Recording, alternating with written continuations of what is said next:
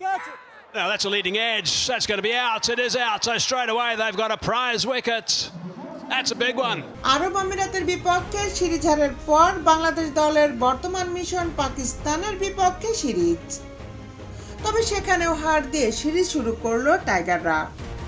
3 match টি-20 সিরিজের প্রথমটিতে পাকিস্তানের বিপক্ষে লিটন দাসের দলকে হারতে হলো 37 রানের ব্যবধানে।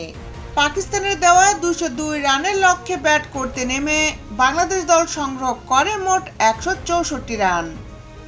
পাক পেসার হাসান আলীর বোলিং তোপে 20 ওভারের আগেই গুটিয়ে যায় টাইগাররা। তানজিদ তামিমের 31, জাকের আলী অনিকের 36 এবং লিটন দাসের 48 কেবল হারের রানই কমিয়েছে। জয়ের জন্য মোটেও কার্যকরী ছিল না এমন ইনিংস। এদিন বড় রানের লক্ষ্যে ব্যাট করতে নেমে ব্যর্থ ছিলেন ওপেনার পারভেজ ইমন, ফিরে যান 4 রান করে। ক্রিজে থিতু হয়েও টি-20 সুলভ ব্যাটিং করতে পারেননি তাহিদ হৃদয়। রান করতে পারেননি শামীম পাটোয়ারি কিংবা রিশাদ হোসেনরাও।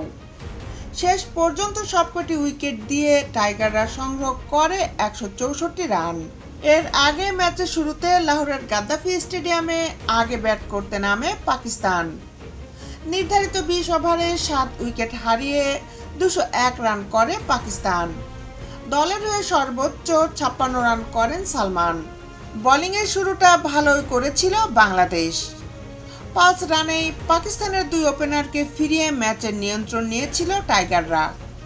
তবে সেই চাপ সামলে দারুণভাবে ঘুরে দাঁড়ায় স্বাগতিকরা। সালমান আলী আগার 50-তে 296 সংগ্রহ করে তোলে তারা। মোহাম্মদ হারিস ও সালমান আলী আগা দুজনে মিলে তৃতীয় উইকেট জুটিতে যোগ করেন 48 রান। হারিস ইনিংস বড় করতে না পারলেও 50 পেয়ে যান সালমান। 34 বলে 56 রান করেন পাকিস্তানি এই অধিনায়ক। এছাড়া 32 বলে 54 রানের ইনিংসে জাত চিনিয়েছেন হাসান নওয়াজ। আর শেষ দিকে ঝড়ো ব্যাটিং করেছেন শাদাব খান। তাতে 296 সংগ্রহ পেয়ে যায় তারা। বাংলাদেশের হয়ে 2 উইকেট নিয়ে দলের সেরা বোলার হন শরীফুল। এছাড়া একটি করে উইকেট পেয়েছেন রিশাদ হোসেন, শেখ মেহেদী, শামীম পাটোয়ারি, তানজিম হাসান সাকিব ও হাসান মাহমুদ। দেশ বিদেশের খেলার আপডেট নিউজ পেতে আমাদের সাথেই থাকুন। Justice sports, Dhaka.